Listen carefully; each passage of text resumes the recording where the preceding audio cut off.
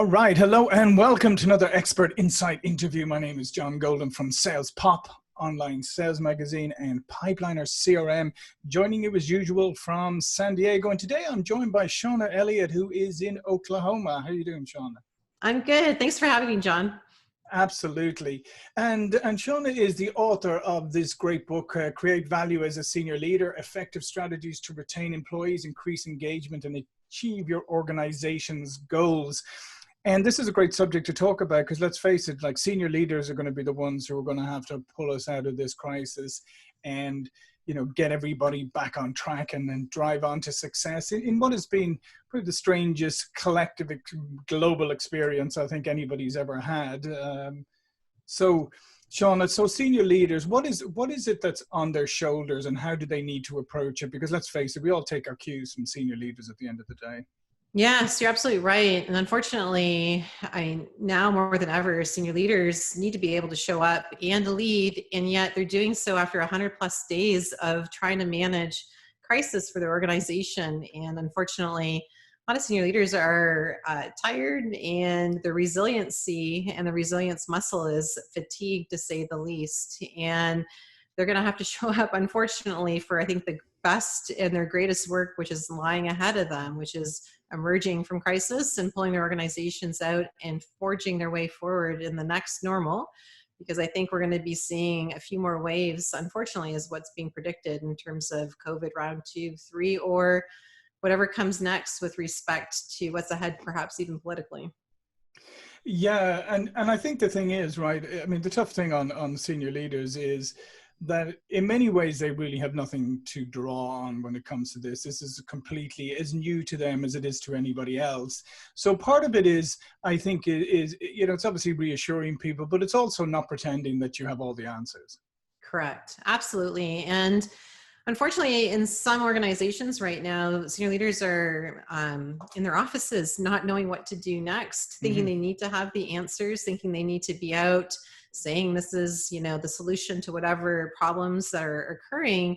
And as a result, since they don't have those answers, they don't know what to do. And some are staying hidden and not doing anything, which unfortunately I think just adds to the problem at hand. And so now more than ever, senior leaders need to be engaged at the front lines, letting employees share their stories with them as to their own experiences, their own fears, their own concerns. Senior leaders sharing what's so for them. Everyone has their own story now going through COVID plus 100 days in. Everyone's been impacted. So feeling comfortable and safe to share your own experience, and then sharing, hey, I don't know what's happening next. I don't know where we're going, or I don't have the answers. And this is what I do know. And this is what I'm currently facing, and looking for support and answers and ideas from the front line, I think is really critical for the steps ahead. Yeah, no, I love that idea of like being able to, you know, talk to the organization, talk to people and say, here is what I do know and here's what I don't know. Because I think there's a certain honesty and authenticity in that people will appreciate, you know, particularly if you, as I said, if you say, here are the things I absolutely have no clue. I don't know what's going to happen on this, but here are the things that I do know and the things we have control over. So let's focus on them. Absolutely. And I think a lot of senior leaders, you know, strategic plans of the past, the 3 to 5 year strategic plan all organizations go through, a lot of those are thrown out the window. Yeah. And so planning is really for the next 3 to 6 months versus the 3 to 5 year window we're accustomed to. And being able to be okay with that, we're pulled out of our routines from a senior leadership perspective. Our annual cycles are completely thrown off. So we're actually leading in environments we have no idea how to lead in. So we are uncomfortable senior leaders in that space as well. And being able to say that, and being able to say, hey, I know what we've planned in the past is perhaps not where we're at today, and help us co-create what our next normal is, and let's do it together. We're stronger as an organization, and being able to feel comfortable to relinquish some of that hold or control and just live amongst your team members and co-create together. I think that's kind of the next normal of success. Yeah, and one of the things as well is this being able to obviously be flexible and nimble and pivot quickly if you need to, but also not to be knee-jerk and just to react. So I mean, it's quite the balancing act that that senior leaders have to adopt, right? For sure. And then depending on the environment they're working in. So if they report to a board, how resilient is your board? What are your board expectations? What is the flexibility of your board? So senior leaders that report to directors are kind of caught because the leadership starts at top, and depending on where your board members are sitting and what their views and perspectives are, they're shaping how you show up and how you lead. So it's a unique set of circumstances for those CEOs, and those CEOs or founders of their own organizations have a bit more leeway. They report to themselves in that aspect. And in saying that, there's revenue streams that have dried up and new revenue streams to explore, which creates a whole different dynamic with respect to gearing up and being able to pivot quickly and keeping your culture moving forward as is needed when you're trying to branch into perhaps a new market. Yeah, and I think also, as you were saying, is like recognizing that everybody's a little bit concerned, and different ways, and people have, and the thing is, right, different people have different circumstances right now. I mean, if you particularly think of a lot of people are working at home for the first time, but they're not set up for that, or they have, kids who aren't in school and they have to deal with that. There's a lot of, I mean, people have a lot more individual things going on in their life right now than perhaps they would in the normal way, where you can be a little bit more organized. And I think as senior leaders, you have to kind of recognize that and figure out a way of being able to accommodate to a certain degree without everything like falling apart. And then that is the tricky balance. And I think senior leaders now more than ever are having to be human and having to connect with the humanness of their employees. And a lot of senior leaders have kind of lost their way with respect to that. It's been a long time since the humanness has been a part of the conversation in the real way that it has to be today. So for the last 100 days, you've had to hear of the stories of your employees. And as we go into the new school season starting, depending on where you're living and the state dynamics, every parent that is employed by you is experiencing their own set of concern, worry, anxiety, regardless if the students are back in school in person or virtually or hybrid. And most senior leaders aren't equipped to even think about those things for their employees, let alone themselves, if they are indeed a parent too. And having to have those conversations, I think, is really critical, because each employee is going through the strange set of dynamics and emotion along with that, which impacts their work. And it'll impact their work depending on what the school systems do and what they decide as a family. And we don't usually take time to discuss those things in a pre-COVID world. And now those are the things to discuss, because it impacts engagement, and impacts their effectiveness, and it impacts their workload and how they show up. And those are the type of human conversations that are needed to be had right now. And when you go to get your MBA, or depending on where you get your education experience, that's not on the list of the curriculum in terms of leadership attributes to be had. Yeah, no, because in the normal way, it's like, well, your life is your life. You figure that out and you show up for work, right? Where in this circumstance now, this is going to require a lot of businesses to maybe rethink work circumstances and work hours. And, say, for instance, and we're just talking there, say your kids can't go back to school, they are at home, maybe you're both parents work, maybe it's single parent, who knows, whatever, but you may have to accommodate a different working setup, different hours, or different ways of engaging. I mean, you're going to have to be a lot more creative, and these are things that you never had to consider before. Correct. And the role of the VP of HR, depending on your size of your organization, or whoever your chief people officer is, it's so critical for them to move beyond the black and white policies of the past. And this is the time to be creative and innovative and really engage your employees in the discussion. They're the ones that are living it. So setting another policy absent of their voice, I think is a mistake or a misstep. And so I've been encouraging the senior HR leaders I'm working with and CEOs to really do all that they can to engage the employee in the discussion around policies and hear those stories, because they're the ones living it. So if you want a policy that's going to have a hope to succeed, it should be based on their views, realities, and perspectives of their current living circumstances.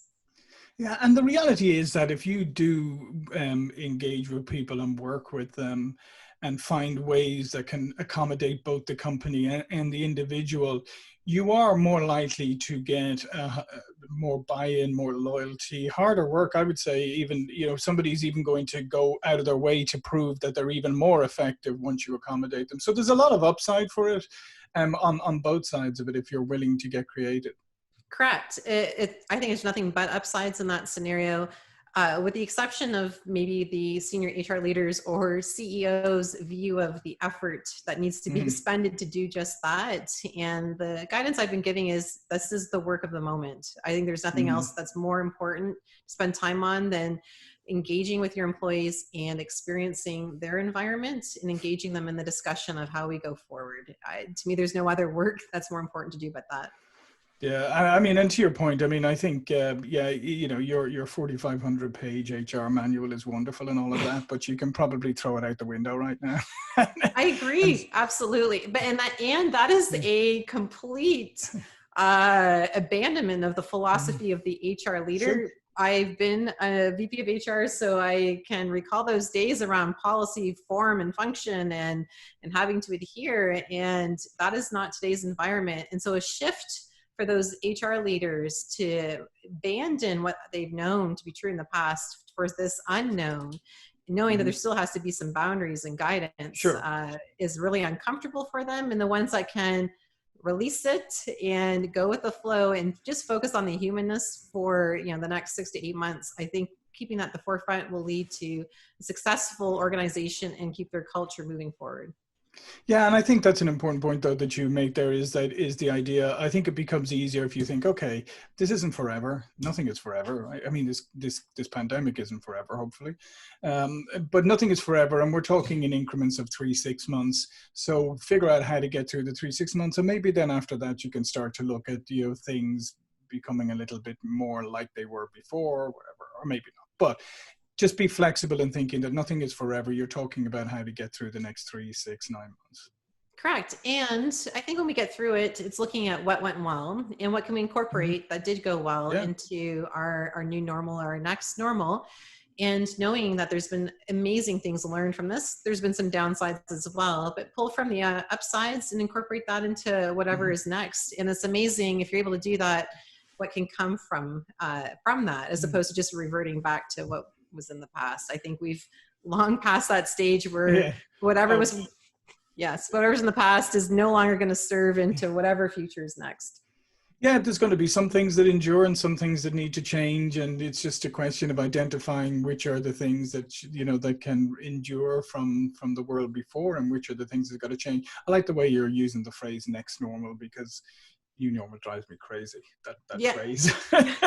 Well, and I mean, it's new for a day, and then your kids are not back. You're not back in school, so it's the next normal. And then if they are in school, there'll be an outbreak, and then they're back at home, and then that's the next normal. And I think for the next 6 months, there'll be nothing but next normals, and hopefully that will all stabilize, and it'll be the normal for a while.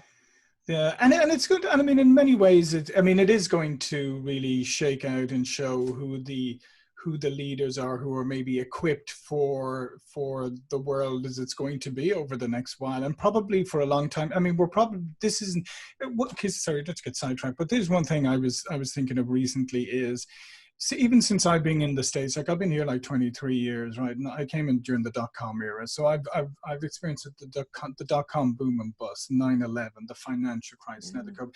And it appears to me that these things are happening more and more frequently, right? So things are going to happen. So the leaders who have the resilience and the flexibility and the ability to meet these things head on are really going to come into their own. Oh, for sure. And I think the senior leaders who can take care of themselves and their own resiliency so they can show up and continue to have the endurance to show up and be present, I think is critical. I think we're all good for, a week, a month, but 100+ days, knowing the next 100 days to come, we'll have the same type of needs in terms of leadership flexibility. And for us as leaders to show up in that space where we can be flexible and be able to hear what is happening at the front lines so you can then create that next normal, you need to be in a place of being well rested, having some type of routine that has been absent from our homes in the last 100 months. So finding ways, either through gratitude work or a little bit of mindfulness or meditation, whatever you subscribe to, I think is really critical for those leaders to be able to lead in the way that's going to be the most effective in the future. Yeah, which is an interesting point that you raised. Is like, how do you help these senior leaders who are really suffering their own levels of fatigue? Because let's face it, we've all got COVID and lockdown fatigue at this stage. How do you help and advise the leaders who are really suffering from this themselves and trying desperately to keep everything going while, suffering from great fatigue themselves? Right. And it depends on the leader. So if they're coming from a space of fear, which unfortunately a lot of CEOs are in that space right now, fear of their jobs, fear of their organizations, and, fear of being socially ostracized depending on a misstep, if they've said something wrong or haven't done things according to what perhaps social folks think they should, we'll say. And so they're fearful. And so if they're coming from that place of fear, it's really trying to unpack that and moving away from the fear. No one can lead through a space of fear. Your decisions aren't going to be nearly as effective as when you remove yourself. So if they're operating from that place, I work with them in that space. They are just generally fatigued like we all are. It's trying to kind of get back to, why are you in this leadership role to begin with? And really focusing on what to be grateful for. Pretty simple and yet not easy to do on a consistent basis. So starting off with gratitude and trying to incorporate gratitude practices within their own team meetings and with their employees. So taking a moment before you start a conversation in a group and pausing, collecting, and then starting off with some positives. What are we grateful for today? What's worked well from today's perspective? And it's amazing when you start off from a place of gratitude, how everything shifts in terms of what's next in the conversation. So really working on those simple but basic practices and really focusing on the why you got into your role to begin with, I think helps root those senior leaders that are fatigued in a different place. And for me personally, what's worked well is connecting with my employees. When I see them and I walk in their shoes, so if you're able to do that, if you're in an in-person work environment, I think is really helpful, because you see employees showing up in the most interesting circumstances, delivering exceptional product or service to your customers. And when you see folks do that, you can't help but be inspired yourself to do the best you can to lead for them and create the best working conditions for them as possible. Yeah, no, those are great points. And I think it is, and that idea of starting off with, gratitude and positivity, because let's face it, I mean, we're bombarded with so many negatives right now from the, everywhere you look, from the virus to the economy to whatever, and you could very easily take all of this on board, and you could fall into the trap of starting your meetings by looking at all the things that are terrible that are happening and be doom and gloom and all of that. You can be positive. You can be positive and optimistic without being naive, right? Correct. Oh, everyone has something that was positive for them today, for sure. And it may take a minute or two to kind of shift your mindset from that approach to think about what's worked well or what's positive, and it's always there. And it's building in that practice consistently where people begin to shift their mindset from all that isn't working or all that is wrong, either in the organization or in the world at the moment, to what is working well today. And it could be personal or professional, either or works. Just shifting from that state of, oh my goodness, another crisis or another negative news cycle information to, hey, this is what's worked well today. We served these customers today. Our products were delivered successfully today, whatever it is. And it'll be interesting when you start to ask your employees, your team members to do that, the amazing things that they think of that you would never have thought of otherwise to build from. That in itself is inspiring.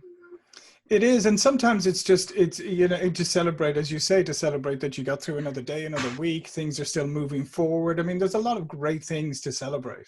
I agree, absolutely. Yeah, well, this has been fantastic. Thank you so much, Shauna. All of Shauna's information will be in her contributor bio attached to this video. But before we go, please do tell people a little bit more about yourself and what you do. Sure. I'm Shona Elliott, and I'm helping right now senior leaders emerging from crisis connect with their employees in an authentic way so they can co-create their next normal for their organizations and achieve their next normal organizational goals.